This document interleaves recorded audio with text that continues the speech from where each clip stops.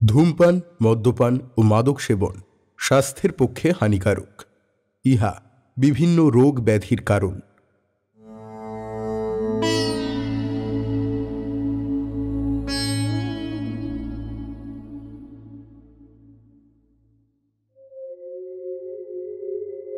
কথিত আছে, গল্পের সেই রাজা বিক্রমাদিত্যের নাকি মণিমাণিক্য খচিত একটি বহুমূল্যবান রত্ন সিংহাসন ছিল এবং তার নির্মাণ কৌশলও ছিল নাকি অদ্ভুত। ৩২টি পুতুল চারিদিক থেকে সিংহাসনটিকে ঘিরে রাখত।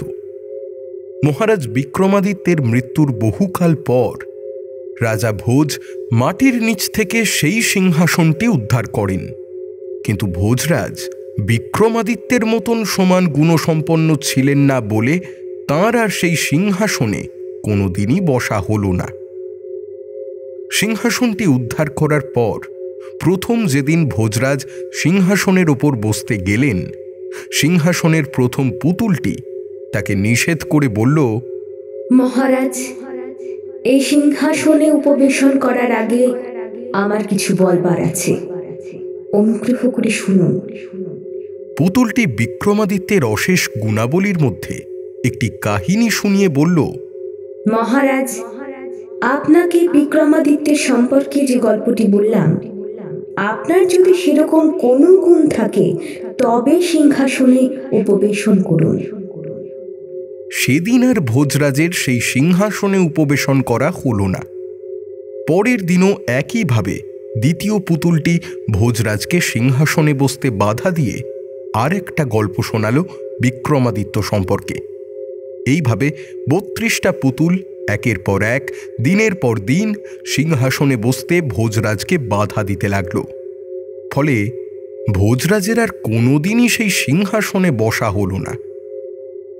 গল্পের ভোজরাজের মতোই শ্রীনগর রাজবাড়ির গৃহদেবতারও তাঁর জন্যই প্রস্তুত সোনায় নির্মিত কারুকার্য মণ্ডিত পান্না চুনি হীরাখচিত ৩২ সিংহাসনটিতে কোনোদিন বসাই হল না।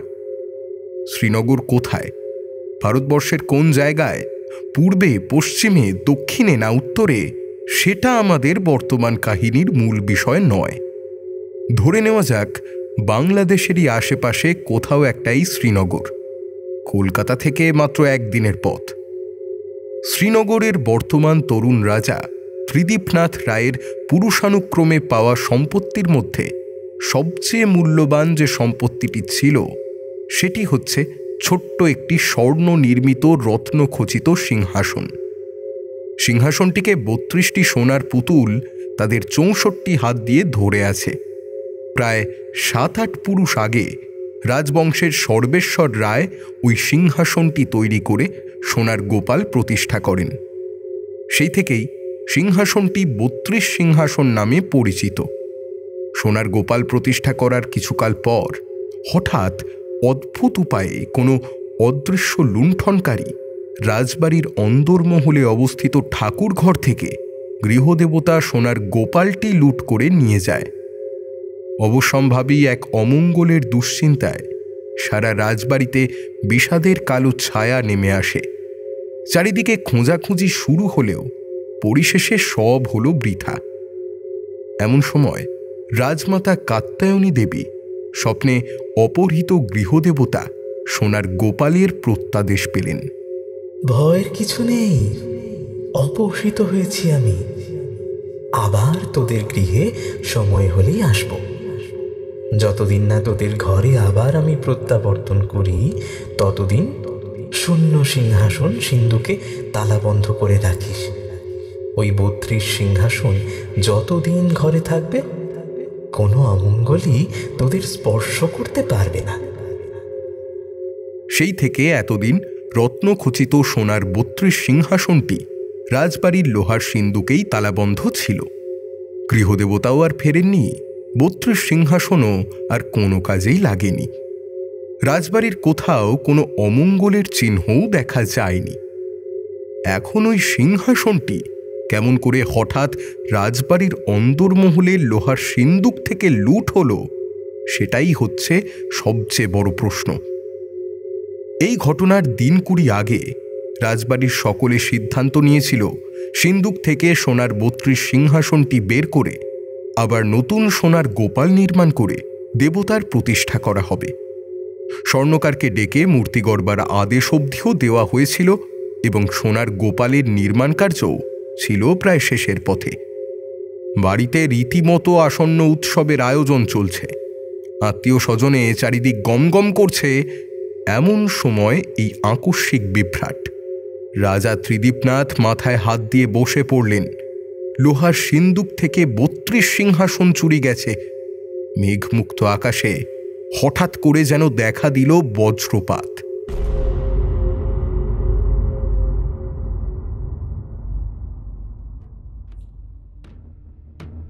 নমস্কার, আমি আকাশ, আর আপনারা শুনছেন সাহিত্য সমাহার।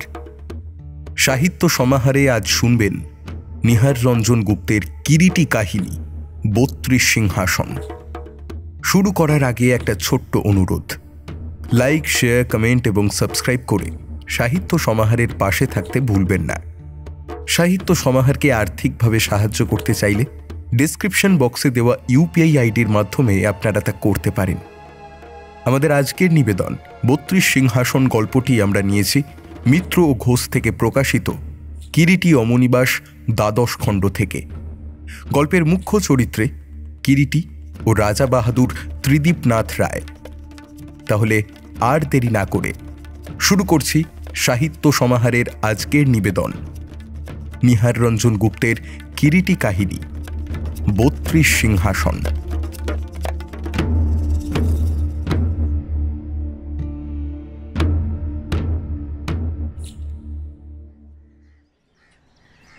মাত্র কয়েকদিন হলো কিরিটি এমএসসির ফাইনাল ইয়ারের পরীক্ষাটা দিয়েছে। এখন তার অবসরই অবসর। সে এখন শিয়ালদহের এক খ্যাতনামা অন্ধকার গলির মধ্যে অবস্থিত বাণী ভবন মেসে থাকে। শরৎ ঋতু শেষ হয়ে প্রকৃতিতে শীতের প্রথম আবির্ভাবের রং লেগেছে। মেসের তেতলার ঘরে একটি লোহার চেয়ারে বসে কিরিটি সেই দিনকার খবরের কাগজখানা আনমনে উল্টাচ্ছে। হঠাৎ এক জায়গায় দৃষ্টি পড়তেই সে সচকিত হয়ে বসল। সেখানে ছাপা একটা অদ্ভুত বিজ্ঞাপন। এতদ্ দ্বারা সর্বসাধারণকে জ্ঞাত করা হইতেছে যে শ্রীনগরের রাজবাটির অন্দরমহলে অবস্থিত লৌহ সিন্দুক হইতে রাজাদের পুরুষানুক্রমে রক্ষিত ইতিহাস বিখ্যাত বহুমূল্য রত্নখচিত সুবর্ণ নির্মিত ৩২ সিংহাসনটি কে বা কাহারা অত্যাশ্চর্য উপায়ে লুণ্ঠন করিয়াছে। যদি কোথাও এমন কেহ থাকেন যিনি সেই সিংহাসনটি উদ্ধার করিয়া দিতে পারেন, তাহা হইলে তাহাকে নগদ ৫,০০০ টাকা পুরস্কার দেওয়া হইবে। অনুসন্ধানের ইচ্ছা থাকিলে অবিলম্বে নিজ ব্যয়ে শ্রীনগরের রাজবাটিতে আসিয়া শ্রীনগরের রাজা ত্রিদীপনাথ রায়ের সঙ্গে সাক্ষাৎ করুন। রাজবাটি, শ্রীনগর। এই ৫,০০০ টাকাটা কিরিটির কাছে এমন কিছু মূল্যবান নয়, কিন্তু তার মধ্যে যে রহস্য রয়েছে কিরিটির মন সেজন্যই ধীরে ধীরে চঞ্চল হয়ে উঠেছে। এ সময় তার অখণ্ড অবসরের এর চেয়ে আর কিছুতে সদ্ব্যবহার হতে পারে না। অতএব সে একটা চিঠি লিখতে বসল। প্রিয় রাজা বাহাদুর, ৯ কার্তিক তারিখে দৈনিক সংবাদপত্রে প্রকাশিত আপনার বিজ্ঞাপনটি পড়লাম। আমার পরিচয় আপনি জানেন না, কারণ আমি সরকারি বা বেসরকারি গোয়েন্দা নই, সাধারণ একজন ছাত্র মাত্র। বর্তমানে বেকার, হাতে কোনো কাজকর্ম নেই। আপনি আপনার বিজ্ঞাপনের মধ্যে দিয়ে যে রহস্যের অনুসন্ধান দিয়েছেন সেটা আমার রহস্যপ্রিয় মনকে একান্তভাবে আকর্ষণ করেছে। পারিশ্রমিকের কথা ছেড়ে দিন, অর্থের অভাব আমার নেই, তাই পুরস্কার মূল্যের লালসাও নেই আমার।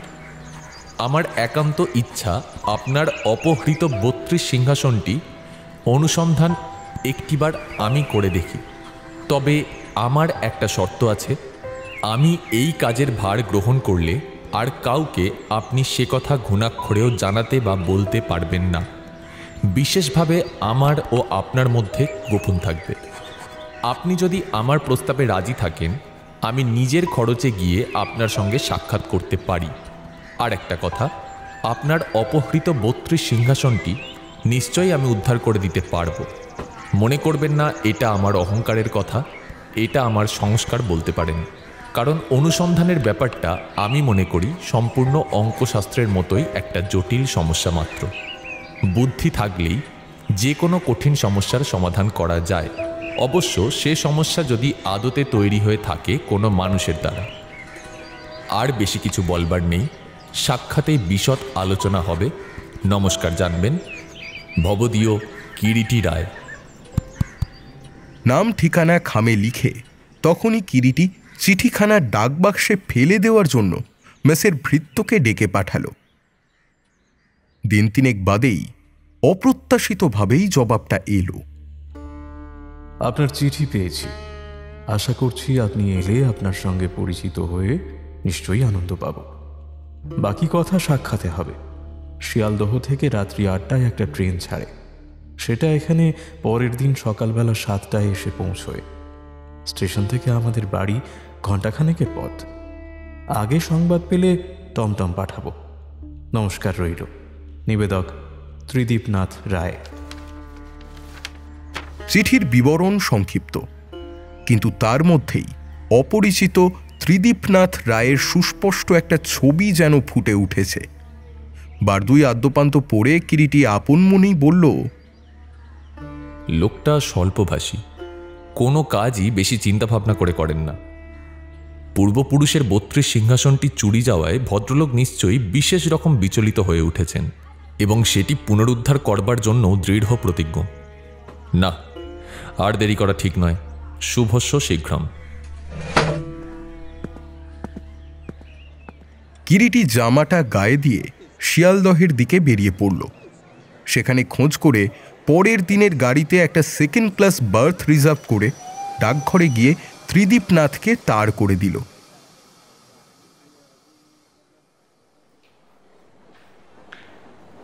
শীত এখনো ভালো করে পড়েনি, সামান্য একটু শীতের আমেজ দেখা দিয়েছে মাত্র।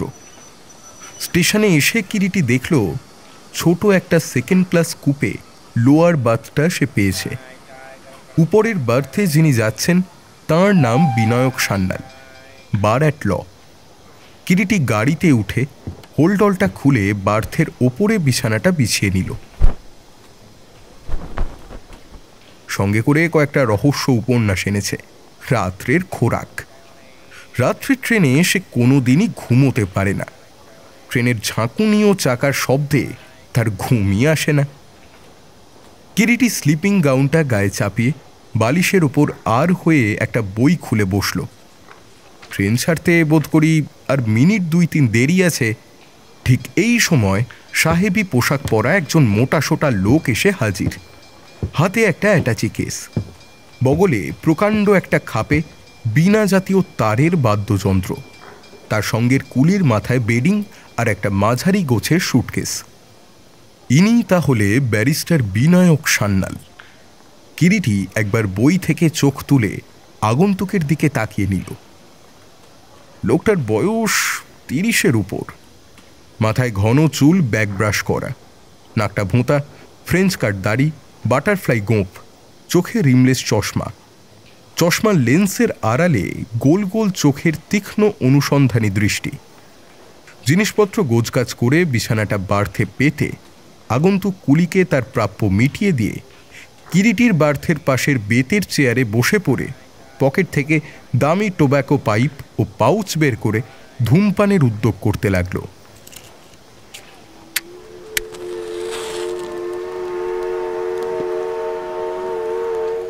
ট্রেন প্ল্যাটফর্ম ছেড়ে ধীরে ধীরে চলতে শুরু করলো।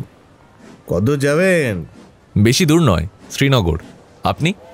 আমি শ্রীনগর না হলেও ওই কাছাকাছি, শ্রীনগরের আগের স্টেশনে। টাইম টেবিলে কিরিটি দেখেছিল শ্রীনগরের আগের স্টেশনটি একটি বড় জাংশন।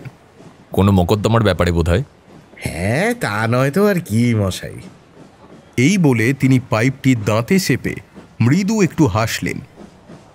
তা হঠাৎ শ্রীনগরে চলেছেন যে? এমনি বেড়াতে যাচ্ছি। আসলে দেশ ভ্রমণ করাটা আমার একটা নেশা বলতে পারেন। আর শুনেছি জায়গাটা নাকি বেশ সুন্দর। পুরনো দিনের অনেক কিছু স্মৃতিচিহ্ন নাকি এখনো সেখানে অবশিষ্ট আছে। হ্যাঁ, আমিও 2-1 বার সেখানে গেছি। শ্রীনগরের রাজবাড়ি তো ইতিহাস প্রসিদ্ধ জিনিস একটা। পাল রাজত্বের সময়কার তৈরি সেই প্রাসাদ। শুনেছি সে নাকি এক রহস্যের খাসমহল। আপনি দেখেছেন সে প্রাসাদ? ওই বাইরে থেকে যতটা দেখা সম্ভব আর কি, মানে বহির্মহলটা সব ঘুরে ঘুরে দেখেছিলাম একবার। প্রাসাদের ভিতরে তো রাজারা কেউ ঢুকতে দেন না। রাজাদের একটা গেস্ট হাউস আছে রাজবাড়ি থেকে কিছুটা দূরে, সেখানে অনেকেই গিয়ে অনেক সময় থাকেন।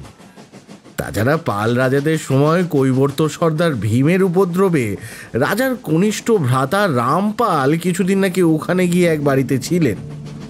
সেটাকে রামপালের দুর্গ বলে। সব খুইয়ে রামপাল নাকি সেই বাড়িতে প্রায় 1.5 বছর লুকিয়েছিলেন। ছোটখাটো একটা দুর্গের মতোই বলা যায় সেই বাড়িটাকে। দুর্গের চারিপাশে পরীক্ষার চারিপাশে 1.5 মানুষ উঁচু পাথরের প্রাচীর। রামপাল নিজেই নাকি সে দুর্গ নির্মাণ করেছিলেন এবং শোনা যায় সেই দুর্গে বসেই তিনি সৈন্য সংগ্রহ করেছিলেন পরাক্রান্ত কৈবর্ত সর্দার ভীমের বিরুদ্ধে অভিযান চালানোর জন্য। তারপর কৈবর্ত সর্দার সে কথা জানতে পেরে একদল দুর্ধর্ষ সৈন্য পাঠান রামপালকে পরাস্ত করবার জন্য। দীর্ঘ 48 ঘন্টা সেই দুর্গের মধ্যে আত্মগোপন করে রামপাল ভীমের পাঠানো সৈন্যদের সঙ্গে যুদ্ধ চালান। শেষটায় কিছুতেই যখন আর দুর্গ রক্ষা করা সম্ভব হলো না, তখন গোপনে পালিয়ে যান বর্তমানে শ্রীনগরে যে রাজপ্রাসাদ হয়েছে তারই মধ্যে। আকারে ও চাকচিক্যে তখনকার সেই রাজপ্রাসাদ এখনকার চেয়ে অনেক ছোটই ছিল এবং মালিক ছিলেন সর্বেশ্বর রায়, ওই সময় সামান্য বিত্তশালী একজন জমিদার মাত্র। বাহ, চমৎকার কাহিনী তো। তারপর রামপাল সর্বেশ্বরের বাড়িতে 15 দিন আত্মগোপন করে থাকলেন। পরে সর্বেশ্বরের ঢালিরা রাতের অন্ধকারে পালকিতে করে রামপালকে নিরাপদ স্থানে পৌঁছে দিয়ে আসে। কিরিটি তন্ময় হয়ে মিস্টার সান্যালের কথাগুলো শুনল। সত্যি দারুণ রহস্য ঘন রোমাঞ্চকর গল্প বটে। বলতেই হয় মিস্টার সান্যালের কথা বলার ভঙ্গিটি অসাধারণ। অন্ধকারের নির্জন প্রকৃতির বুকে একটানা শব্দ করে মেল ট্রেনটা এক মনে ছুটে চলেছে। থামবে গিয়ে একেবারে সেই রানাঘাট জাংশনে। মাঝে মাঝে ট্রেনের তীব্র গতিবেগের দুপাশে ছোট ছোট স্টেশনের আলোগুলো চমক দিয়ে যায়। রেল লাইনের দুপাশে অন্ধকারে আবছা আগাছার ঝোপঝাড়গুলো জোনাকির ফুলঝুরি জ্বালিয়ে যেন অভিসারে বের হয়েছে। তারপর কি হলো?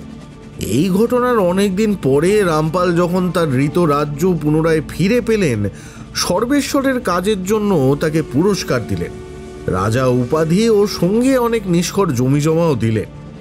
সর্বেশ্বর তখন রামপালের সন্দেহের জোরে রাজা উপাধি নিয়ে ওই জায়গার নাম বদলে করলেন শ্রীনগর।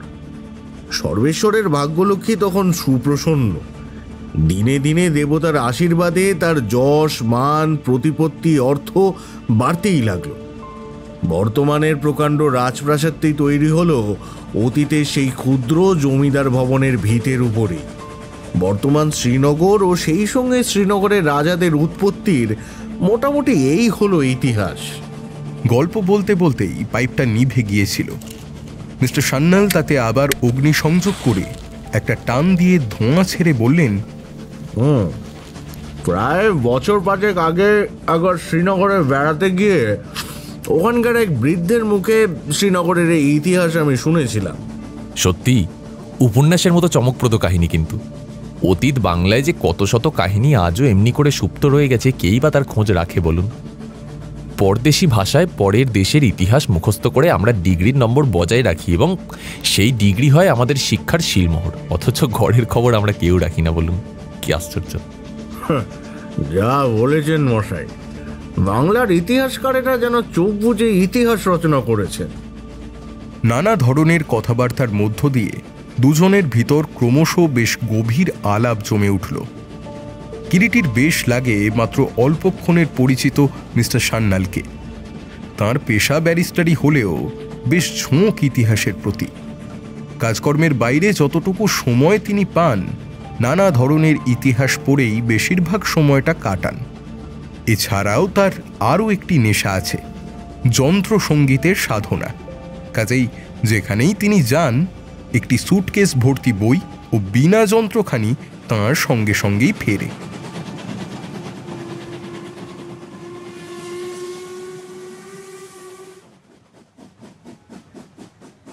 শেষ রাতের দিকে কিরিটির একটু তন্দ্রা মতো এসেছিল। ঘুম যখন ভাঙল, চলমান গাড়ির কাঁচের শার্সির ফাঁকে প্রথম ভোরের ধূসর আলো ওর চোখে পড়ল। সে দেখল সহযাত্রী মিস্টার সান্যাল গাড়িতে নেই। বোধহয় নির্দিষ্ট স্টেশনে নেমে গিয়েছেন। শার্সিটা নামিয়ে দিতেই ভোরের মিঠে হাওয়া এসে চোখে মুখে স্নিগ্ধ শীতল পরশ বুলিয়ে দিয়ে যায় যেন।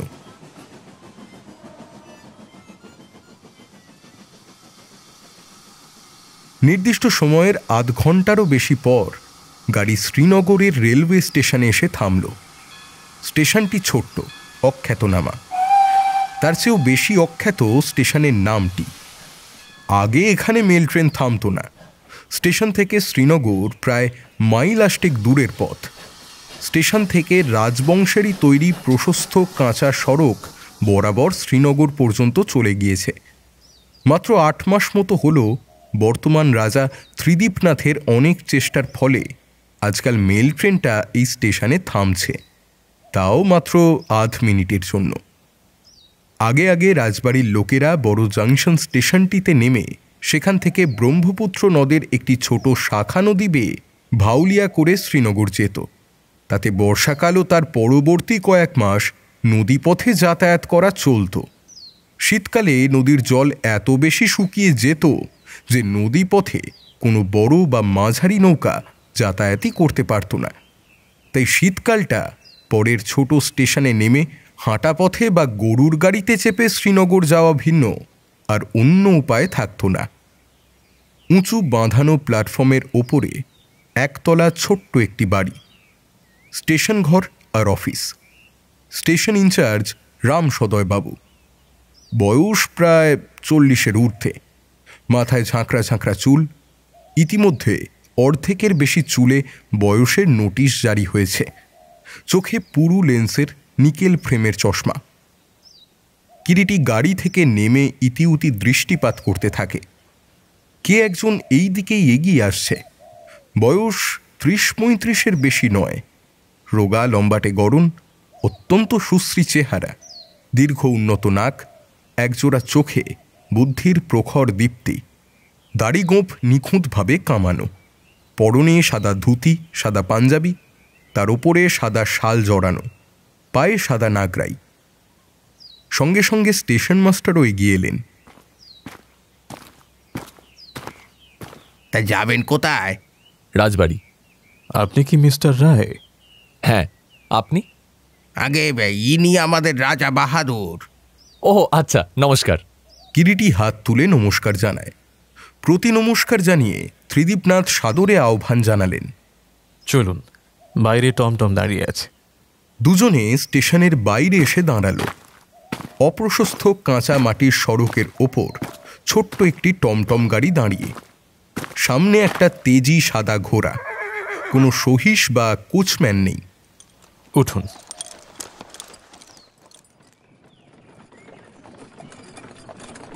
দুলকি চালে ঘোড়াটা ছুটে চলল। দুপাশের ক্ষেতে সর্ষের অজস্র হলুদ ফুল ভোরের স্নিগ্ধ আলোয় যেন খুশির ঢেউ জাগিয়েছে। চারিদিকে একটা শুচিস্নিগ্ধ আবহাওয়া। কিরিটি বেশ একটু আশ্চর্যই হয়েছিল। রাজা বাহাদুর নিজেই তাকে নিতে এসেছেন এতটা সে আশা করেনি। বিশেষ করে তার মতো একজন সামান্য অপরিচিত ব্যক্তি। যাই হোক, কিছুক্ষণ পর রাজা বাহাদুরই প্রথম কথা বললেন। মিস্টার রায়, আপনার চিঠি পড়ে আমি যতটা না আশান্বিত হয়েছিলাম তার চাইতে বেশি আনন্দিত হয়েছি আপনাকে দেখে, এবং আশা করছি পরিচয় হলে আরও সুখী হব। হতাশও তো হতে পারেন। বোধহয় না, কারণ মানুষ চিনবার একটা অসাধারণ ন্যাক আমার আছে। আচ্ছা, আপনি বোধহয় একটু আশ্চর্যই হয়েছেন এভাবে একা আমার আপনাকে নিতে আসার ব্যাপারে। কিন্তু শ্রীনগরের রাজবাড়ির এইটাই চিরন্তন নীতি। অতিথি নারায়ণ, তাকে স্বয়ং গিয়ে অভ্যর্থনা না জানালে অতিথির প্রতি অসম্মান দেখানো হয়। কথা বলতে বলতে রাজা বাহাদুর থামলেন। কিরিটি সপ্রশ্ন দৃষ্টিতে তাঁর মুখের দিকে তাকালো। তাছাড়া আপনার চিঠি পড়ে আমি এতটাই অবাক হয়েছিলাম যে আপনাকে চোখে দেখবার একটা দুর্দমনীয় ইচ্ছে আমার মনে জেগে উঠেছিল। এই দেখুন না, আমি সঙ্গে করে টাকাও এনেছিলাম। রাজা বাহাদুর ডান হাতে ঘোড়ার লাগামটা ধরে বাম হাত দিয়ে পাঞ্জাবির পকেট থেকে গোটা 5 নোট বের করে দেখালেন। আপনার কথাবার্তা ও চেহারায় আমাকে যদি ইমপ্রেস না করতে পারতেন, তবে স্টেশন থেকেই ধুলো পায়ে আপনাকে বিদায় করে ফিরে আসতাম। কিরিটি কেবল একটু হাসল, কোনো জবাব দিল না। আপনাকে তো বলেইছি, আপনাকে আমার বেশ ভালো লেগেছে। এখন মনে হচ্ছে আপনি হয়তো আমার হারানো সম্পত্তির একটা কিনারা করলেও করতে পারবেন। সরকারি বেসরকারি অনেক গোয়েন্দার কাছ থেকেই আমি চিঠি পেয়েছি। সকলের চিঠির মধ্যেই যেন ফুটে উঠেছে একটা জঘন্য লালসার ছবি, কেবলমাত্র ওই পুরস্কারের টাকার জন্য। আচ্ছা রাজা সাহেব, আপনার যে বহুমূল্য রত্ন সিংহাসনটি লুট হয়েছে এ সংবাদ আর কে কে জানে? বলতে গেলে এখনো বাড়ির কেউই জানে না। এই সংবাদটা আমি সকলের কাছেই গোপন রেখেছি, এমনকি আমার স্ত্রী পর্যন্ত জানেন না। এবং একটি ইংরেজি দৈনিক ছাড়া অন্য কোথাও আমি বিজ্ঞাপন দিইনি। ইংরেজি দৈনিকে ইংরেজিতে বিজ্ঞাপন দেওয়ারও দুটো কারণ আমার আছে। এক, চোরকে আমি জানিয়ে দিতে চাই যে ব্যাপারটা আমি টের পেয়েও বিচলিত হইনি এবং ফিরে পাবার আশা রাখি। দ্বিতীয় কারণ, ব্যাপারটা যাতে এখনই বাড়িতে বা অন্যত্র পাঁচকান না হয়। আপনার কি কাউকে সন্দেহ হয়?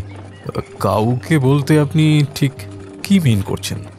মানে বাড়ির মধ্যে কোনো বিশেষ লোককে বা বাইরে জানাশোনার মধ্যে কেউ আছে? বাড়ির মধ্যে কাউকেই আমি সন্দেহ করতে পারছি না, কারণ আয়রন সেফটা আমার নিজের শোবার ঘরেই ছিল। তাছাড়া তার চাবি সর্বক্ষণ আমার নিজের ঘরের ড্রয়ারেই থাকে। বুঝলাম, কিন্তু আপনার শোবার ঘর তো পুরাকালের নবাবী আমলের বেগমদের মহল নয় যে কারোর পক্ষে সেখানে প্রবেশ করা দুঃসাধ্য হবে।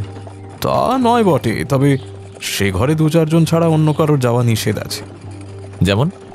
যেমন আমার স্ত্রী, আমার বৃদ্ধা মা ও বাড়ির বহুদিনের পুরাতন চাকর ওই ভোজু।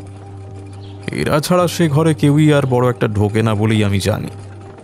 তবে যদি বলেন এ কাজ আমার স্ত্রী বা বিশ্বাসী বৃদ্ধ ভৃত্য ভোজুর, তাহলে আমি নারাজ। হাসছেন যে? ও কিছু না। তা কতদিন হয়েছে আপনার বিয়ের? বছর 7। আপনার সন্তান? এখনো পর্যন্ত হয়নি। আপনার স্ত্রী? মাফ করবেন, অবশ্য যদি কিছু মনে না করেন আপনি। না না, আপনি যা যা জানতে চান নিঃসংকোচে বলুন। বাড়ির অন্দরমহলে আপনাকে আমি নিয়ে যাচ্ছি, যেটা রাজবাড়ির রীতিবিরুদ্ধ কাজ। আজ পর্যন্ত খুব ঘনিষ্ঠ আত্মীয় ছাড়া রাজ অন্তঃপুরে কেউই ঢুকতে পারেনি। অথচ পাল রাজত্বের সময় থেকে ইতিহাস বিখ্যাত বলে অনেকবার অনেক পর্যটক রাজবাড়ির অন্দরমহল দেখবার জন্য অনেক অনুরোধ প্রকাশ করেছেন, কিন্তু নিয়ম নেই বলে কাউকেই আজ পর্যন্ত সেখানে প্রবেশ করতে দেওয়া হয়নি। বলতে গেলে আপনি সর্বপ্রথম সেখানে প্রবেশ করতে চলেছেন। এক্ষেত্রে আপনার সঙ্গে রাগঢাক করে কথা বলা তো একেবারেই অনুচিত হবে। বলছিলাম, আপনি কি রকম ঘরে বিয়ে করেছেন? হ্যাঁ, এককালে তারা যথেষ্টই ধনী ছিলেন। কিছুদিন হলো অবস্থার একটু হেরফের হয়েছে, তবে তারা পুরাতন বনেদি বংশ। ঠিক এই সময় টমটম রাজবাড়ির সামনে এসে পৌঁছালো। কিরিটি বিস্মিত চোখে তাকিয়ে রইল সেই দিকে। রাজার বাড়ি বটে, অপূর্ব সুন্দর। সে আরও অবাক হলো যখন গাড়ি এসে রাজবাড়ির ফটকের মধ্যে ঢুকল। বন্দুকধারী নেপালি দারোয়ান কুর্নিশ করে লোহার বিরাট গেটটা খুলে দিল। পাথরের নুড়ি ঢালা চওড়া পথ। বহির্মহলে এসে টমটম দাঁড়াতেই বৃদ্ধ নায়েব থাকোহরি বাবু নত হয়ে নমস্কার জানিয়ে অভ্যর্থনার জন্য এগিয়ে এলেন। সহি শেষে ঘোড়ার রাশ ধরল। কিরিটি মুগ্ধ হয়ে গিয়েছিল রাজবাড়ির ইতিহাস প্রসিদ্ধ কারুকার্য দেখে। বড় বড় পাথরের খিলান, মোটা মোটা থাম। একসময় যে এখানে ঐশ্বর্য ও গরিমার প্রাচুর্য ছিল এবং এখনও যে তার অনেকখানি অবশিষ্ট আছে তা প্রথম দৃষ্টিতেই বোঝা যায়। ত্রিদীপনাথ শৌখিন ও আধুনিক কেতাদুরস্ত লোক। পুরাতনের সঙ্গে বহু জায়গায় আধুনিকের অপূর্ব সংমিশ্রণ ঘটিয়েছেন। আসুন মিস্টার রায়। রাজা বাহাদুরের আহ্বানে কিরিটি এগিয়ে চলল। বহির্মহলের অনেকগুলো বড় বড় ঘর পেরিয়ে দুজনে এসে একটা মাঝারি অন্ধকার ঘরে ঢুকল। আসবাবের বিশেষ কোনো বাহুল্য নেই, তবু যেটুকু আছে সবই মূল্যবান। সুন্দর একটি মেহগিনি পালঙ্কের ওপরে সাদা রঙের বিছানা পাতা, মাথার ধারে শ্বেত পাথরের একটি গোল টেবিল, পুরনো আমলের দুটি আরাম কেদারা, একটি আলমারি বইয়ে ভর্তি, জামা কাপড় রাখবার জন্য একটি আলনা। বিনীত কণ্ঠে রাজা বাহাদুর বললেন, এই ঘরটাই আপনার জন্য ঠিক করে রেখেছি। বলছিলাম, কোনো কষ্ট হবে না তো? কষ্ট? আরে তার চেয়ে বলবো চারপাশ এত গুছানো, এত পরিপাটি আর এত প্রাচুর্যপূর্ণ, তাতেই বরং কিঞ্চিত অসুবিধায় পড়বো আমি। না না, এটুকু তো করা আমার কর্তব্য। যাক, এখন আপনি বিশ্রাম করুন, খাওয়া দাওয়ার পর আবার সাক্ষাৎ হবে। রাজা বাহাদুর নমস্কার জানিয়ে ঘর থেকে চলে গেলেন।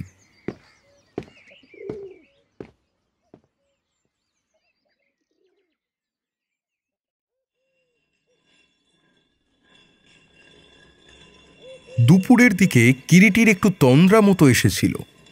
একটা অস্পষ্ট খসখস শব্দে তার ঘোরটা কেটে গেল। খোলা জানালা দিয়ে বিকেলের পরন্ত রোদের নিস্তেজ আলো ঘরের মধ্যে এসে পড়েছে। বিছানায় গায়ে লিয়ে দেবার আগেই সে ঘরের দরজাটা ভেতর থেকে বন্ধ করে দিয়েছিল। ঘুমের ঘোর তখনও চোখের পাতা থেকে ভালো করে মুছে যায়নি। তারই মধ্যে একটা অস্পষ্ট আওয়াজও শুনছিল। ঘরের ভিতর চারিদিকে একবার ভালো করে দৃষ্টি বুলিয়ে নিল সে। কই, কোথাও তো কিছু নেই। দুচোখ রোগড়ে নিয়ে সতর্ক দৃষ্টিতে আবারও এদিক ওদিক তাকালো সে। আর ঠিক তখনই নজরে এলো সেটা। ওটা কি বইয়ের আলমারির পাশে? দেওয়ালের একটা অংশ ভিতরের দিকে সরে যাচ্ছে না? হ্যাঁ, তাই তো। বিস্মিত স্থির হয়ে গেল কিরিটি। এক দৃষ্টে দেওয়ালের দিকে তাকিয়ে রইল সে। ধীরে ধীরে দেওয়ালের একটা চৌকো অংশ ভেতরের দিকে ঢুকতেই বেশ একটা চওড়া মতন দ্বারপথ প্রকাশ পেল। আশ্চর্য, এসব কি ভোজবাজি, নাকি ও জেগে জেগেই দিনের বেলা স্বপ্ন দেখছে? কিন্তু এসব যে স্বপ্ন নয় তা পর মুহূর্তেই টের পেল কিরিটি, কারণ ঘরে প্রবেশ করলেন রাজা বাহাদুর। কিরিটির বিস্ফারিত দৃষ্টির দিকে তাকিয়ে রাজা বাহাদুর হেসে বললেন, ও কি, আপনি জেগে নাকি? আমার ঘরের অদৃশ্য দরজা দিয়ে যে একটু আগে আমি দেখলাম আপনি গভীর ঘুমে নিমগ্ন। ত্রিদীপনাথ ঘরের মধ্যে এসে ঢুকতেই সঙ্গে সঙ্গে দেওয়ালের গায়ে চোরা দরজাটা অদৃশ্য হয়ে গেল। নিরেট পাথরের দেওয়াল, কোথাও কোনো চিহ্ন পর্যন্ত নেই। ভেবেছিলাম এই গোপন দরজার রহস্য রাত্রে আপনার কাছে ভেদ করব। তা যাক, সকলের সামনে দিয়ে বাড়ির চিরন্তন রীতি ভঙ্গ করে আপনাকে অন্তর্মহলে নিয়ে যেতে পারবো না, তাই ঠিক করে রেখেছিলাম রাত্রে সকলের ঘুমিয়ে পড়ার পরে এই পথ দিয়েই আপনাকে অন্তর্মহলে নিয়ে যাব। তা বিশ্রামের কোনো ব্যাঘাত হয়নি তো? আরও দু চারটে কথাবার্তার পর রাজা বাহাদুর আগের সেই গোপন পথেই আবার বিদায় নিলেন। রহস্যের খাসমহলই বটে এই রাজবাড়ি। গতরাত্রে ট্রেনের সহযাত্রী ব্যারিস্টার সান্যালের কথাগুলো কিরিটির মনে পড়তে লাগল।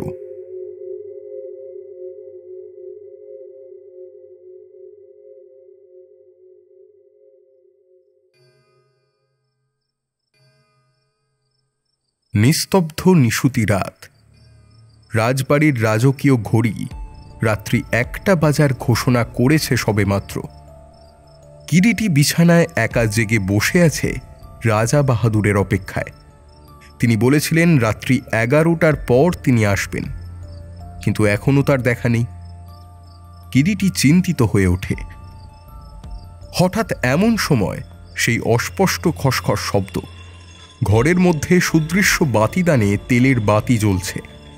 সারা ঘরটা তারই আলোয় আলোকিত। সেই গোপন পথ আবার খুলে যাচ্ছে। একটু পরেই সেই দরজার সামনে রাজা বাহাদুরকে দেখা গেল।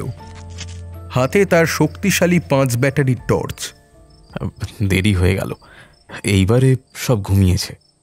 আপনাকে এখন অন্দরমহলে নিয়ে যাব। আপনি তো জানেনই বাড়িতে উৎসবের পরিবেশ।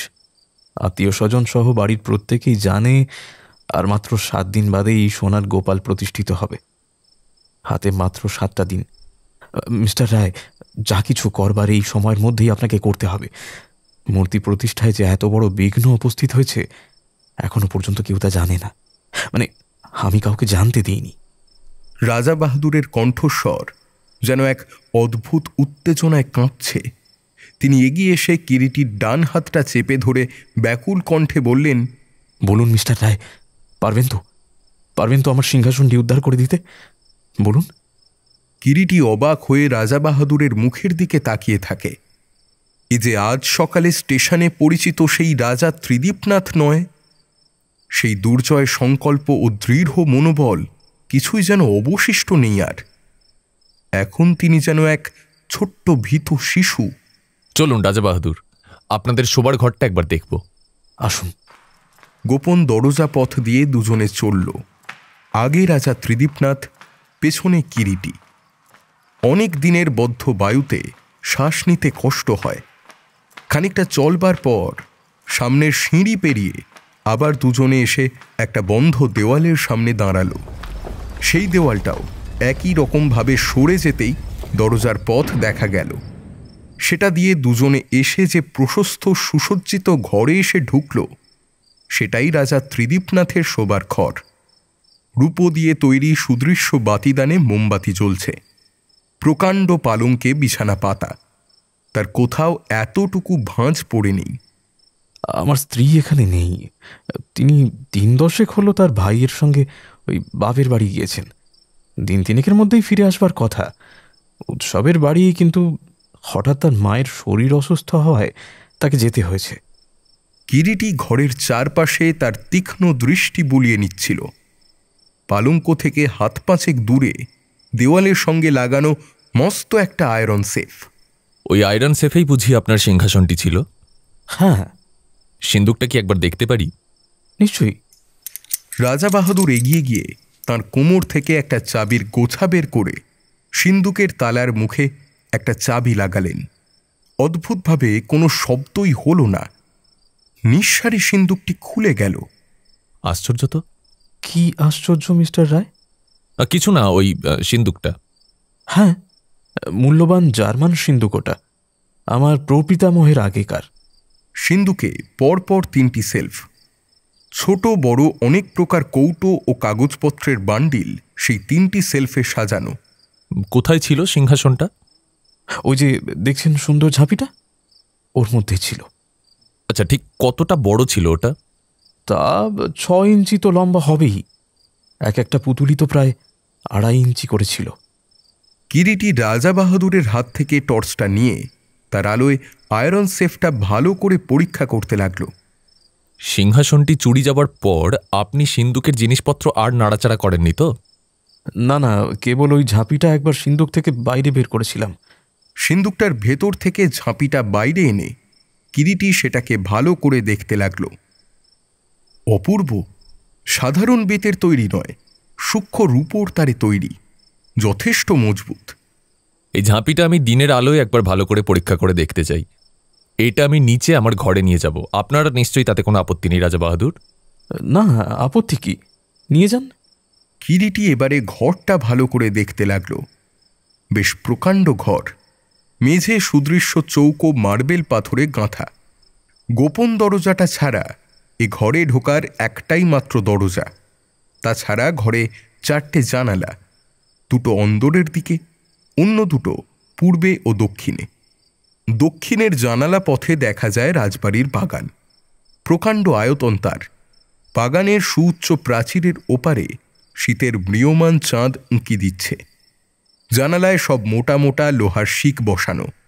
2টো শিকের ব্যবধান 1 বিঘতের বেশি নয়। এইটুকু জায়গার মধ্যে দিয়ে কোনো মানুষের পক্ষে গলে ভিতরে আসা এক প্রকার অসম্ভব। ঘরের বাইরে একটা ঘোরানো বারান্দা, বারান্দার মাঝামাঝি স্নানঘর, উপরের তলায় সব সমেত 8খানা ঘর। রাজবাড়িতে কর্মচারী ও ভৃত্যদের বাদ দিলে সদস্য বলতে রাজা ত্রিদীপনাথ, তাঁর স্ত্রী, বৃদ্ধ মা জগত্তারিণী, প্রৌঢ় অবিবাহিত খুড়োমশাই জ্ঞানদাশঙ্কর আর এক বিধবা বোন শ্যামা। শ্যামা নিঃসন্তান।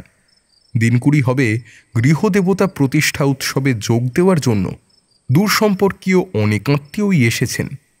ভেতর বাড়ির মোট 3টি মহল। সবশেষের মহলের উপরে 3টি ঘর, একটি রাজা বাহাদুরের শোবার ঘর, একটি লাইব্রেরি, আর অন্য ঘরটা বসবার জন্য। দ্বিতীয় মহলে শ্যামা থাকেন। তৃতীয়টিতে থাকেন খুড়ো জ্ঞানদা শঙ্কর। উপরের টানা বারান্দা দিয়ে এক মহল থেকে অন্য মহলে যাতায়াত করবার দরজা আছে, তবে রাত্রে সেসব দরজা বন্ধ থাকে। নিচে একই রকম আরও 3টি মহল। প্রথম 2টি মহল ভেতর বাড়ির সঙ্গে সংযুক্ত, বাকি মহলটা ভেতর বাড়ির লাগোয়া। গণ্যমান্য অতিথিরা এলে সেখানেই থাকেন। তারই একটি ঘরে কিরিটিকে থাকতে দেওয়া হয়েছে। এবারে আমায় চুরির দিনের সকল ঘটনা সবিস্তারে খুলে বলুন, কিছু বাদ দেবেন না কিন্তু। রাজা ত্রিদীপনাথ একবার মাথাটা নিচু করে চোখ বুঝলেন। সেদিনটার কথা মনে করতে গিয়ে বোধহয় তার মনটা আবার দুঃখী হয়ে উঠেছিল। সেদিনটা ছিল শনিবার, অমাবস্যা। সকাল থেকেই আকাশে মেঘ হয়েছিল। সারাটা দিন লাইব্রেরি ঘরে কাটিয়ে আমি সন্ধ্যের দিকে ওই অন্দরমহলে যাব বলে উঠতেই যাচ্ছি, এমন সময় আমার মাথাটা ঘুরে উঠল হঠাৎ। টাল সামলাতে না পেরে তাড়াতাড়ি সোফার উপর বসে পড়লাম। শরীরটা কেমন যেন অস্থির অস্থির করছিল। ওই দিনই ওই সকালের ট্রেনে শশাঙ্ক, মানে আমার শ্যালক, তার দিদিকে নিতে এসেছিল। শশাঙ্ক মেডিকেল কলেজে পাস করা ডাক্তার। সে খবর পেয়ে আমার কাছে ছুটে এলো। তারপর সকলে মিলে আমায় ধরাধরি করে শোবার ঘরে নিয়ে গিয়ে বিছানায় শুইয়ে দিল। শশাঙ্ক আমাকে খানিক পরীক্ষা করে বলল, আমার এখনো সম্পূর্ণ বিশ্রামের প্রয়োজন। রাত্রে আমি আর অন্য কিছু না খেয়ে কেবল 1 গ্লাস গরম দুধ খেয়ে শুয়ে পড়লাম। মাঝরাতে একবার ঘুম ভেঙেছিল আমার মনে আছে। তখন ঘড়িতে রাত 2টোর ঘন্টা শুনেছিলাম। এরপর বাকি রাতটা আর আমার ঘুম হয়নি। পরের দিন আমার একটু সুস্থ দেখে আমার স্ত্রী আর ওই শশাঙ্ক দুপুরের গাড়িতে কলকাতায় চলে গেলেন। বেলা 4টের সময় যে স্বর্ণকার সোনার গোপাল তৈরি করেছিল, তিনি এসে ওই সিংহাসনের মাপটা জানতে চাইলেন। কেননা যে মাপ তিনি আগে নিয়ে গিয়েছিলেন সেটা নাকি হারিয়ে ফেলেছেন। তো তার মনে হচ্ছে সোনার মূর্তির নিচেকার অংশটা যেন একটু বড় হয়ে গেছে। আর ঠিক সেই সময় আমি আয়রন সেফ খুলে ঝাঁপি তুলে দেখি সেটা খালি, সিংহাসন তার মধ্যে নেই। অথচ আমার স্পষ্ট মনে আছে মাত্র 2 দিন আগেও একবার যখন আমি সেফ খুলি, ঝাঁপির মধ্যেই বহাল তবিয়তে সিংহাসনটা ছিল। সেফের মধ্যে ঝাঁপিতেই যে সিংহাসনটা আছে তা কি সকলেই জানতো? হ্যাঁ, কিংবদন্তির মতোই সিংহাসনের অস্তিত্বটা কারোর কাছেই গোপন ছিল না। সবাই জানতো ওটা ঝাঁপির মধ্যেই রক্ষিত। তবে ঝাঁপিটা যে ওই আয়রন সেফে থাকে সেটা আমি, আমার স্ত্রী, আমার মা ছাড়া ওই চতুর্থ ব্যক্তি কেউই জানতো না। আপনি নিশ্চিত? নিশ্চয়ই। আপনার মা বাইরে কারোর কাছে কোনোদিন গল্পচ্ছলেও কি ওটা বলে থাকতে পারেন না? পারেন, কিন্তু আমি আমার স্ত্রী ও মাকে ভালোভাবে চিনি। তাদের কেউ অন্যের কাছে সে কথা বলতে পারবে না। ওই কথাই বলে না, স্ত্রীলোকের মন, গোপনকে গোপন না রাখাটাই তাদের ধর্ম। জানেন না মহাভারতে যুধিষ্ঠির তাঁর মা কুন্তী দেবীকে কি অভিশাপ দিয়েছিলেন? যাকে সেসব কথা, ওটা সামান্য একটা কিংবদন্তি মাত্র। হ্যাঁ, ভালো কথা, আপনার ভৃত্য ভোজু তো শুনেছি এ বাড়িতে বহুকাল আছে, সে জানতো না? না, তবে সে ঘরে প্রায়ই আসে। আচ্ছা, কখনো কি এমনটা হয়েছে আপনি সিন্দুক খুলেছেন আর ঠিক তখনই সে এসে পড়েছে? না, সিন্দুক খোলবার আগে বারবারই আমি ঘরের দরজা ভিতর থেকে বন্ধ করে দিই। আচ্ছা, আপনার ঘরে ওই গোপন দরজার কথা আপনি ছাড়া আর কেউ জানে? আমার মা আর আমার স্ত্রী। আচ্ছা, আপনি যখন ঘুমোন তখন আপনার সেফের চাবি কোথায় থাকে? আমার লেখার ড্রয়ারে। ঘুমোবার সময় আপনার ঘরের দরজা তো বন্ধই থাকতো, তাই তো? হ্যাঁ। সে রাত্রেও ছিল, মানে যেদিন আপনি অসুস্থ হয়ে পড়েছিলেন সেদিন? হ্যাঁ, ঘুম ভেঙে উঠে তাই দেখেছিলাম, দরজাটা ভিতর থেকে বন্ধই ছিল। আচ্ছা আচ্ছা, ওই গোপন দরজার কথা আপনার খুঁড়ো, মানে জ্ঞানদা শঙ্করবাবুও জানতেন না? না, আমার বাবাই জানতেন এবং মৃত্যুশয্যায় আমাকে বলে যান। আপনার খুঁড়োর সঙ্গে তো કોઈ পরিচয় হলো না? তিনি কি এখানে নেই? আছেন আছেন, কাল পরিচয় করিয়ে দেব। কেমন চমৎকার লোক, আলাপ করে খুশি হবেন।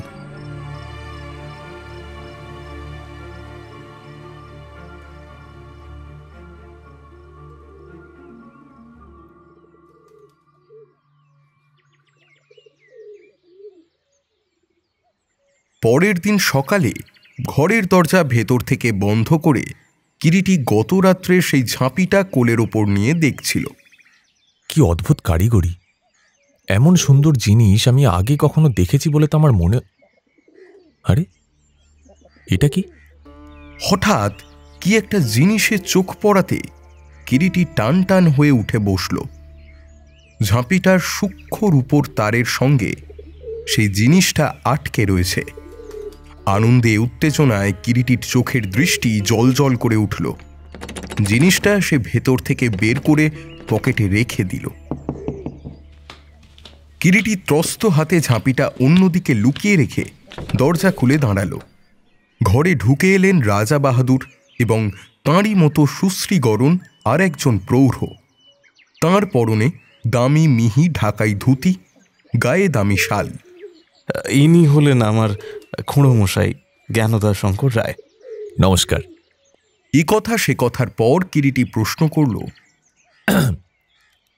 আচ্ছা রাজা বাহাদুর, শেষ রাত্রের দিকে মনে হলো সেতারের বাজনা শুনছিলাম যেন। হ্যাঁ, ত্রিদীপী মাঝরাতে সেতার বাজাচ্ছিল। ও একজন নাম করা সেতার বাজিয়ে। কথাটা বললেন জ্ঞানদা শঙ্কর। সত্যি চমৎকার হাত আপনার রাজা বাহাদুর। ওই লখনৌতে শিখেছিলাম ওস্তাদ আমির খাঁর কাছে। শুনে থাকবেন বোধহয় ওনার নাম। আগে হ্যাঁ, মানে ওদিকটায় আমারও একটু ঝোঁক আছে, আমিও কিছু কিছু চর্চা করি আর কি। বটে। তা কি বাজান আপনি? এসরাজ আর ব্যঞ্জো সামান্যই শিখেছি। রাজা বাহাদুর অত্যন্ত খুশি হলেন। ঠিক হলো সন্ধ্যার দিকে একটু গান বাজনা করা যাবে। এরপর কি একটা জরুরি কাজ মেটাতে রাজা বাহাদুর ঘর থেকে বেরিয়ে গেলেন।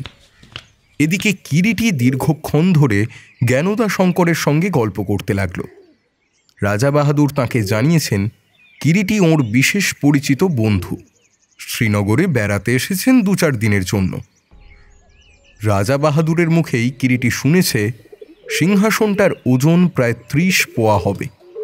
তার মানে খুব একটা ভারী জিনিস সেটা নয়। কিরিটির ইচ্ছা ছিল বাড়ির অন্যান্য সকলকে ডেকে সে 2-4টে কথাবার্তা বলে, কিন্তু রাজা বাহাদুর বলেছেন আর 2-1 দিন বাদে কৌশলে তাকে সে কাজ করতে হবে। ঘুণাক্ষরেও যেন কেউ তার এখানে উপস্থিতির উদ্দেশ্যটা টের না পায়, তা হলেই সমস্ত ব্যাপারটা জানাজানি হয়ে যাবে।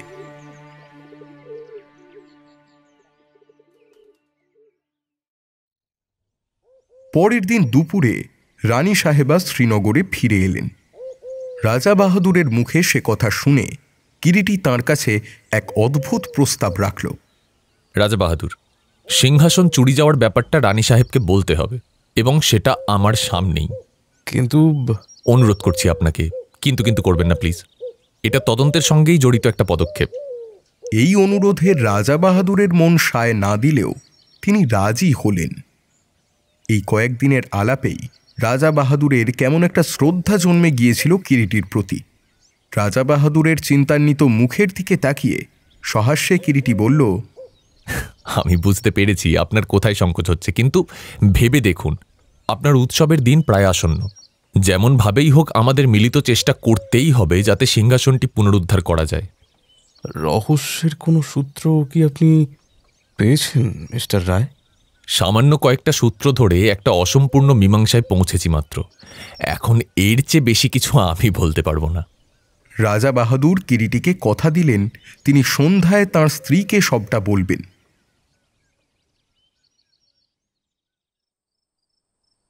সন্ধ্যার অল্প পরেই কিরিটির ঘরে সকলে মিলিত হলেন।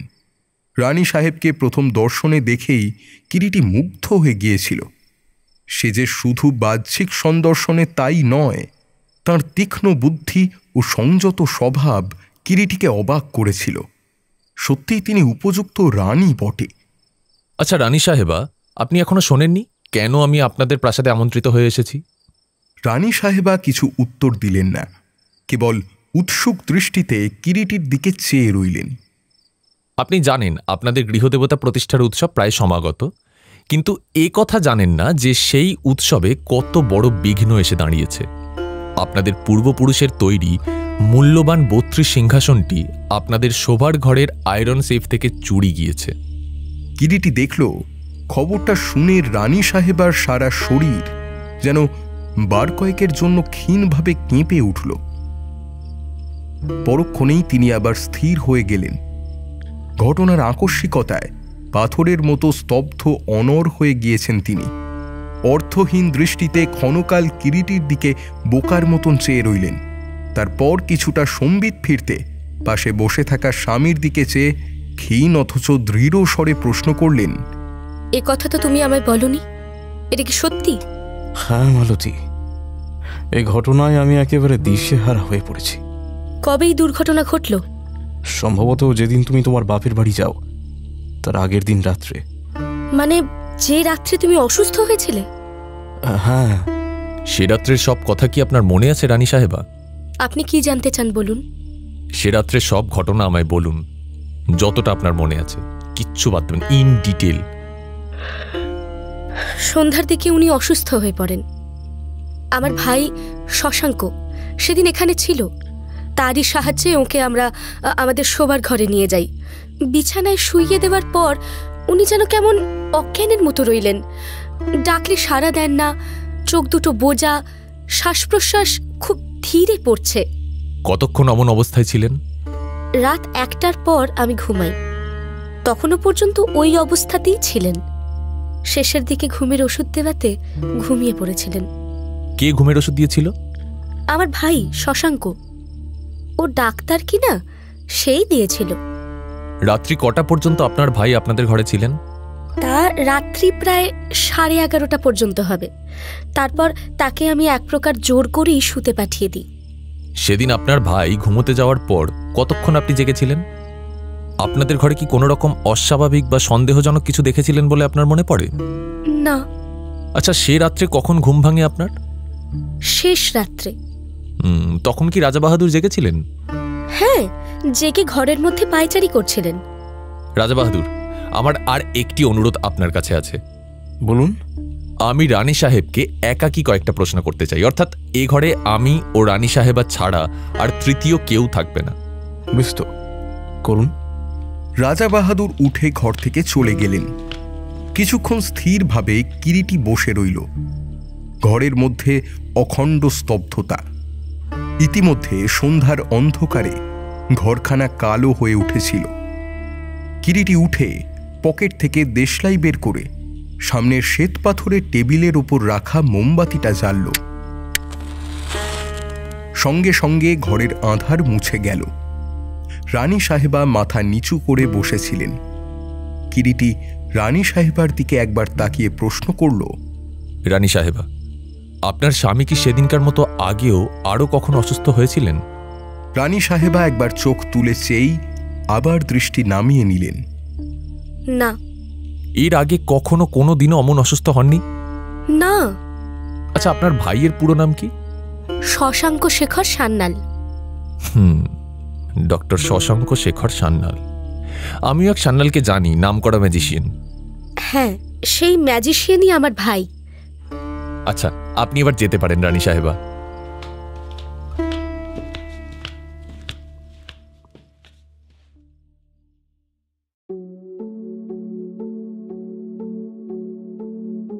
পরের দিন সন্ধ্যার দিকে কিরিটি কলকাতায় রওনা হল।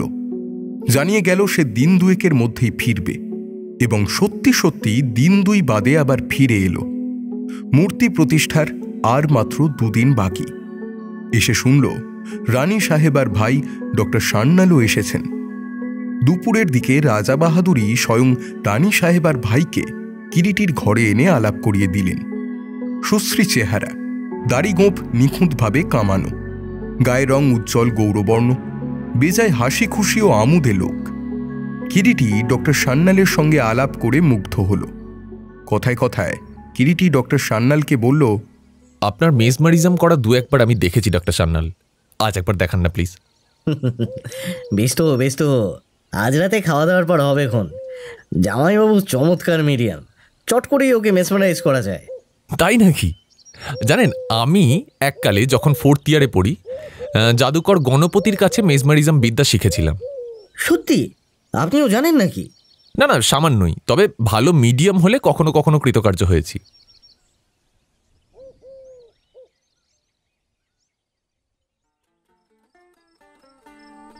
রাত্রি প্রায় 9:30। ঠিক হলো আগে কিছুক্ষণ গান বাজনা হবে, তারপর শুরু হবে ম্যাজিক। কিরিটির ঘরেই সকলে সমবেত হয়েছেন। প্রথমে সকলের অনুরোধে কিরিটি ব্যাঞ্জো বাজালো। বলাই বাহুল্য সকলেই মুগ্ধ হল, অনেক প্রশংসা করল কিরিটির। তারপর রাজা বাহাদুর, তাঁরও বাজনার হাত চমৎকার। সবশেষে এলো ডক্টর সান্যালের পালা, কিন্তু তিনি তাঁর পাশে রাখা খাপে মোড়া প্রকাণ্ড বীণাটির দিকে সন্দেহের দৃষ্টিতে একবার তাকিয়ে তারপর ইতস্তত করে বললেন, মানে আমার বীণার একটা অংশ গাড়িতে আসবার সময় ফেটে গিয়েছে। আজ না হয় বীণা থাক, আপনাদের আজ আমি বাঁশি শোনাই বরং। ডাক্তার বাঁশিতে সুর দিলেন।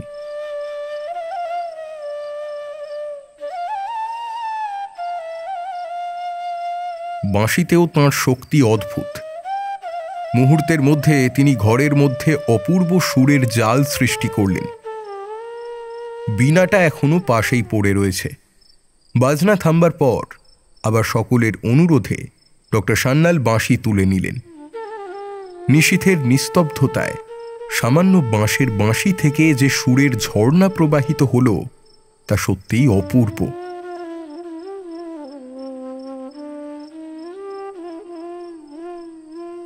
বাজনা শেষ হতেই কিরিটি আচমকা উঠে দাঁড়ালো। রাজা বাহাদুর, এবারে আমি আমার ম্যাজিক দেখাবো, কিন্তু তার আগে আমি ঘরের মধ্যে উপস্থিত সকলের কাছে ক্ষমা প্রার্থনা করে রাখি। ঘরের মধ্যে এখন যারা উপস্থিত আছেন তাদের মধ্যে দুজন, কাকাবাবু ও ডক্টর সান্যাল, আপনাদের কাছেই বিশেষ করে আমার ক্ষমা চাওয়া। কেন যে ক্ষমা চেয়ে রাখছি এরপর যা ঘটবে সেটা থেকে আপনারা দুজনেই সহজেই বুঝতে পারবেন। কিন্তু যাক সে কথা। রাজা বাহাদুর, আপনি আমার সামনে এসে বসে আমার চোখের দিকে এক দৃষ্টে তাকিয়ে থাকুন তো। আমার চোখে একটা অদ্ভুত নীল আলো লুকোনো আছে।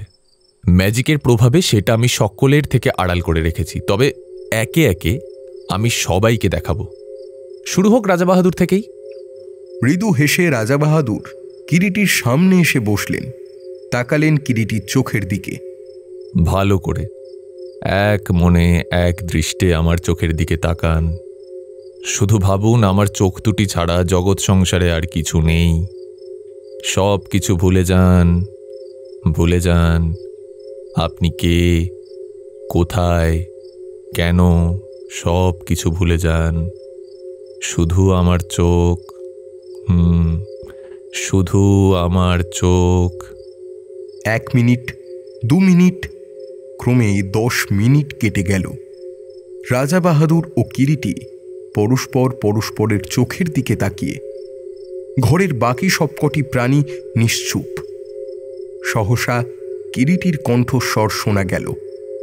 এ যেন কিরিটির চিরাচরিত স্বর নয়, বজ্র গম্ভীর কণ্ঠস্বরে নির্দেশ। রাজা বাহাদুর। মন্ত্রমুগ্ধ রাজা বাহাদুরের কণ্ঠস্বরে শোনা গেল, হ্যাঁ, যেন বহু বহু দূর থেকে ভেসে আসছে এই স্বর। আপনাদের পূর্বপুরুষের 32 সিংহাসনটি চুরি গেছে না? হ্যাঁ। ঘরে একমাত্র জ্ঞানদা শঙ্কর চমকে উঠলেন, তবুও কিরিটির ইঙ্গিতে চুপ করে রইলেন তিনি। আপনি কি জানেন সেটা কোথায় আছে? না তো, না। হ্যাঁ। ঠিক এই সময় অতর্কিতে দপ করে মাঝের একমাত্র মোমবাতিটা নিভে গিয়ে চারপাশ নিকষ আঁধারে ডুবে গেল। মালতী দেবী অস্ফুটে চিৎকার করে উঠলেন। আলো জ্বালাতেও বেশ কিছুক্ষণ সময় লাগল, কিন্তু রাজা বাহাদুর তেমনই ভাবেই স্থানুর মতো দাঁড়িয়ে আছেন। মাথাটা নিচের দিকে ঝুলে পড়েছে, চোখ দুটি আধ বোঝা, যেন দাঁড়িয়ে দাঁড়িয়েই ঘুমোচ্ছেন। রাজা বাহাদুর, আপনি রূপোর ঝাঁপিটা আপনার শোবার ঘরের আয়রন সেফ থেকে সে রাত্রে বের করে নিয়ে আসেন, তাই না? এখন বলুন সেটা কোথায় রেখেছেন? হ্যাঁ, আমি আনি, কিন্তু আমার মনে পড়ছে না কোথায় রেখেছি, সেটা মনে পড়ছে না। কিরিটি এরপর ধীরে ধীরে রাজা বাহাদুরের মোহনিদ্রা ভাঙিয়ে দিল। ঘরে উপস্থিত সকলেই নির্বাক, কারুর মুখে কোনো কথা নেই। জাদু মন্ত্রে যেন সকলেই নিষ্পন্দ পুতুল।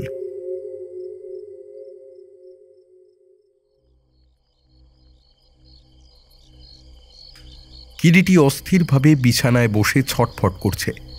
মাথার মধ্যে হাজারো ভাবনা ঘুরপাক খাচ্ছে তার। ঘরের মধ্যে আলো বলতে শুধু ওই মোমবাতিটা। তার পিটপিট করে জ্বলতে থাকা শিখার দিকে কিরিটি এক দৃষ্টে তাকিয়ে রয়েছে। আর ঠিক এমন সময় সেই পরিচিত শব্দটা শুনতে পেল সে সতর্ক হয়ে ওঠে। ওই তো দেওয়ালের সেই গোপন দরজা দেখা যাচ্ছে। কিন্তু এতদিন ধরে ওই পথ দিয়ে যাকে সে আসতে দেখেছে, আজ তার ব্যতিক্রম ঘটাতে প্রথমটায় হতচকিত হয়ে পড়ল কিরিটি। তারপর নিজেকে সামলে নিয়ে শান্ত স্বরে আগন্তুকের উদ্দেশ্যে বলল, আসুন রানী সাহেবা। মাথার ওপরে হালকা ঘোমটা, সামনে দাঁড়িয়ে রাজা বাহাদুরের স্ত্রী মালতী দেবী। কিরিটি বাবু, বসুন রানী সাহেবা। আপনি এত রাত্রে কেন আমার ঘরে এসেছেন আমি জানি। আমাকে কলঙ্ক থেকে বাঁচান কিরিটি বাবু। শান্ত হন, কিন্তু সত্যি করে বলুন তো, আপনি যা বলছেন সেসব কি আপনার মনের কথা? সত্যি কি এই কলঙ্ক থেকে আপনি মুক্ত হতে চান? হ্যাঁ। কিন্তু দুদিন আগেও তো আপনার এই সদিচ্ছা ছিল না রানী সাহেবা। বিস্মিত দৃষ্টি তুলে রানী সাহেবা তাকালেন কিরিটির মুখের দিকে। তার মানে? তাহলে সে রাত্রে এমনি করে আপনি আমার থেকে সত্য গোপন করতেন না। আপনি কি বলছেন কিরিটি বাবু? রানী সাহেবা, আমার কাছে আগাগোড়াই আপনি নিজেকে গোপনীয়তার আড়ালে ঢেকে রাখার চেষ্টা করে আসছেন। যদিও সবটাই বৃথা গেছে। আপনি বুঝতে পারছেন না কত বড় কলঙ্ক আপনার মাথার ওপরে ঝুলছে। দেবতুল্য স্বামী আপনার প্রতি অশেষ শ্রদ্ধা ও ভালোবাসা রয়েছে তাঁর। একবার যখন সমস্ত কথা প্রকাশ পাবে, বুঝতে পারছেন তখন কি হবে? আপনার প্রতি তাঁর এই শ্রদ্ধা ধুলোয় লুটিয়ে পড়বে। আপনার সকল অহংকার চূর্ণ হবে। সারাটা জীবন আপনাকে চোখের জলে ভাসতে হবে। এখনো ভেবে দেখুন রানী সাহেবা, আমার কথা এখনো একবার ভেবে দেখুন। এ কলঙ্ক থেকে মুক্তি চান, নাকি সারা জীবন ধরে ভুলের প্রায়শ্চিত্ত করতে চান? আপনি কি চান? আমাকে কি করতে হবে বলুন কিরিটি বাবু, আমি প্রস্তুত। দেখুন, আমার উপরে যদি আপনি বিশ্বাস রাখেন তবে সব কথা আমায় খুলে বলতে হবে। জিজ্ঞাসা করুন। সে রাত্রে, মানে যেদিন আপনার স্বামী অসুস্থ হয়ে পড়েন, সেদিন দুপুরে আপনার স্বামীকে মেসমারাইজ করা হয়েছিল, ঠিক কিনা? হ্যাঁ। কিন্তু তাকে সেদিন ঠিক করে দেওয়া হয়নি। না না, তাকে আবার ঠিক করে দেওয়া হয়েছিল। না, আপনি জানেন না, তা হয়নি। মেসমারাইজের ঝোঁকেই আপনার স্বামী অসুস্থ হয়ে পড়েন এবং তাঁর সেই অবস্থাতেই আপনারা তাকে নিয়ে গিয়ে বিছানায় শুইয়ে দেন। বুঝতে পারছেন কি কত বড় নিষ্ঠুরতা আপনার স্বামীর প্রতি সেদিন করা হয়েছিল? আপনার জেগে থাকা অবস্থাতেই আপনার স্বামী আপনার চোখের সামনে আয়রন সেফ খুলে ঝাঁপি সমেত সিংহাসনটি বের করে নিয়ে গোপন দরজা দিয়ে নিচে চলে যান, তাই তো? রানী সাহেবা কোনো উত্তর না দিয়ে চুপ করে রইলেন। কেমন করে সে কথা আমার মনে এসেছিল জানেন?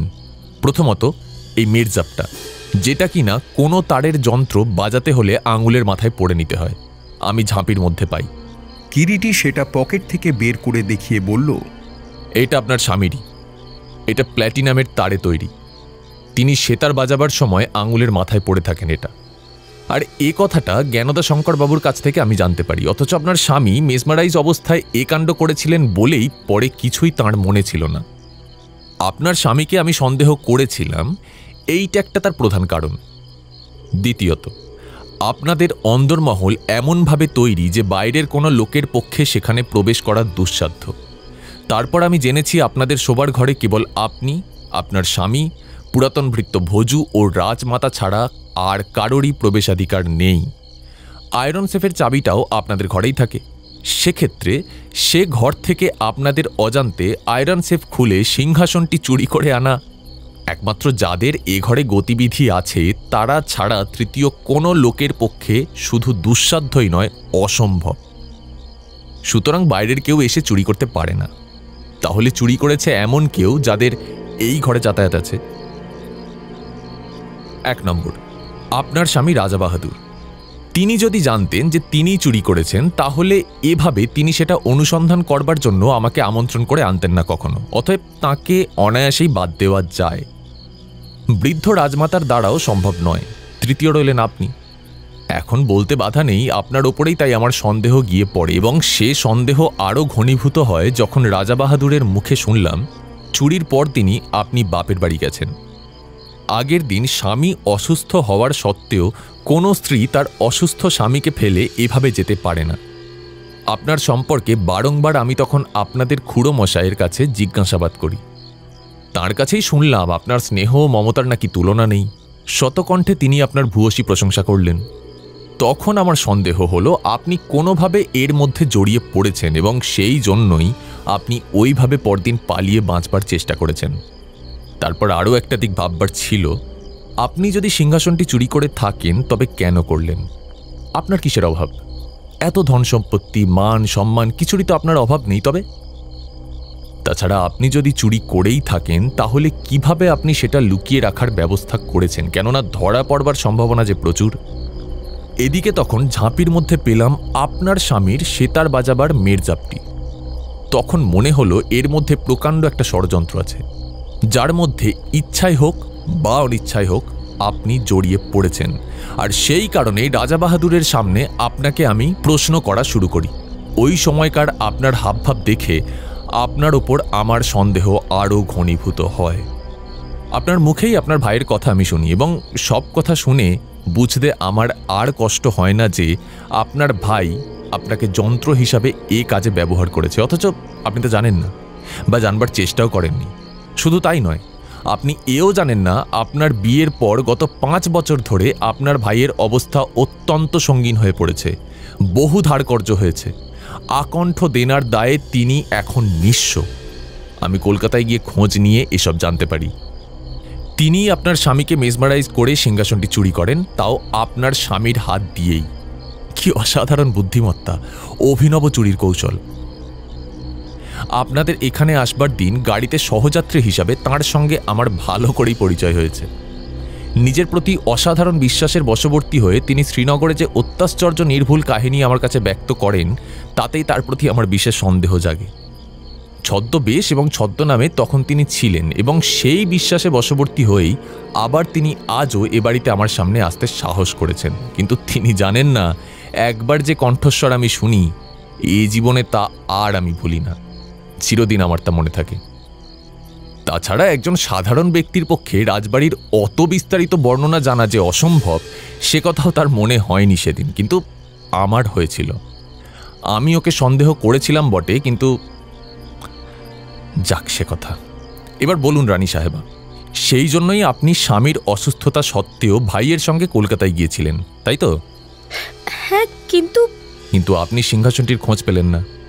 ঠিক তাই, পাইনি। আমার ভাই যদি সিংহাসনটি নিয়ে থাকবে, কোথায় গেল সেটা? আমি অনেক খুঁজেছি, একদিন তার প্রতি নজরও রেখেছিলাম আমি। সেও আরেক মস্ত কেরামতি তাঁর। শুনে দুঃখ পাবেন না, আপনার ভাইটি মামুলি চোর নন, একজন পাকা চোর। হ্যাঁ, ভালো কথা। আজ আপনার ভাই কোথায় শুয়েছেন? আমাদেরই পাশের ঘরে। তাঁর বীণাটি নিয়ে আসতে পারেন? বীণা? কেন? নিয়েই আসুন না। যারা সত্যিকারে বাজিয়ে তারা কখনোই তাদের নিজের ব্যবহৃত ভাঙা বাদ্যযন্ত্র আপনার ভাইয়ের মতো অত যত্ন সহকারে সঙ্গে করে বয়ে নিয়ে বেড়ান না। আর একটা কথা, আপনি কোনোদিন গল্পচ্ছলে নিশ্চয়ই আপনার ভাইয়ের কাছে আপনার বহু মূল্যবান সিংহাসনটির কথা বলেছিলেন। হ্যাঁ। রানী সাহেবা উঠে গিয়ে গোপন দরজা দিয়ে তার ভাইয়ের বীণা যন্ত্রটি নিয়ে এলেন। কিরিটি ইতিমধ্যে জামা কাপড় পরে প্রস্তুত হয়েছিল। ওকে, আপনি তৈরি হচ্ছেন যে? আমি এবার বিদায় নেব রানী সাহেবা। আপনাদের এই পারিবারিক কলঙ্কের মধ্যে আমার আর না থাকাই মঙ্গল, তাই না? আপনি নিজে থেকে আজ রাত্রে আমার কাছে এভাবে না এলে আমি ভেবেছিলাম চিঠিতেই আপনার কাছে সব লিখে রেখে ভোরে ট্রেন ধরে চলে যাব। কিন্তু স্টেশন তো এখান থেকে অনেক দূরের পথ। শেষ রাতের দিকে চাঁদ উঠবে, চাঁদের আলোয় হেঁটে চলে যাব। খুড়োমশাইকে বলে গেট খুলে রাখার ব্যবস্থা আগে থেকেই করে রেখেছি। ওই বীণার খোলের মধ্যেই খুব সম্ভবত আপনার সিংহাসনটি আছে, দেখে নেবেন।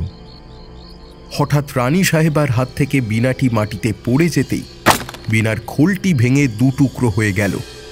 রানী সাহেবা বিস্ময়ে বিস্ফারিত চোখে দেখলেন সেই দ্বিখণ্ডিত বীণার খোলের মধ্যে 32 সিংহাসনটি মোমবাতির আলোয় ঝলমল করছে।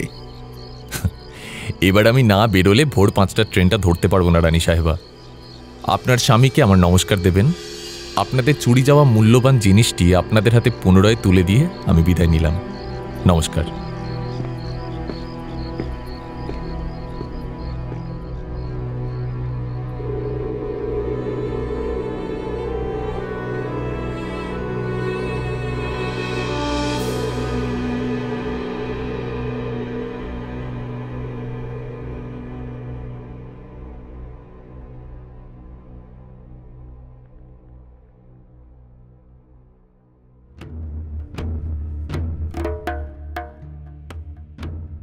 সাহিত্য সমাহারে আজ আপনারা শুনছিলেন নিহার রঞ্জন গুপ্তের কিরিটি কাহিনী ৩২ সিংহাসন। আজকের গল্পের সূত্রধার, গল্প পাঠ রাম সদয় ও জ্ঞানদা শঙ্করের ভূমিকায় আমি আকাশ, কিরিটির ভূমিকায় চন্দন, রাজা বাহাদুর ত্রিদীপনাথ রায়ের ভূমিকায় কৌশিক, রানী মালতী দেবীর ভূমিকায় তপলব্ধা, ৩২ সিংহাসনের পুতুলের ভূমিকায় সংযুক্তা, মিস্টার সান্যালের ভূমিকায় শুভদীপ। আজকের গল্পে শ্রুতিনাট্য রূপদানে নার্গিস, সমগ্র পরিচালনা ও আবহ সৃষ্টিতে আকাশ এবং প্রচ্ছদ অঙ্কনে রৌমজিৎ। কেমন লাগছে সাহিত্য সমাহারের নিবেদন? অবশ্যই কমেন্ট সেকশনে লিখে জানাতে ভুলবেন না। আর হ্যাঁ, অতি অবশ্যই লাইক, শেয়ার, কমেন্ট এবং সাবস্ক্রাইব করে আমাদের পাশে থাকবেন। সাহিত্য সমাহারকে আর্থিকভাবে সাহায্য করতে চাইলে ডেসক্রিপশন বক্সে দেওয়া ইউপিআই আইডির মাধ্যমে আপনারা তা করতে পারেন। আজ তবে এই পর্যন্তই। ফিরে আসছি খুব তাড়াতাড়ি অন্য আরও রোমাঞ্চকর গল্প নিয়ে। সকলে ভালো থাকুন, সুস্থ থাকুন, শুনতে থাকুন সাহিত্য সমাহার।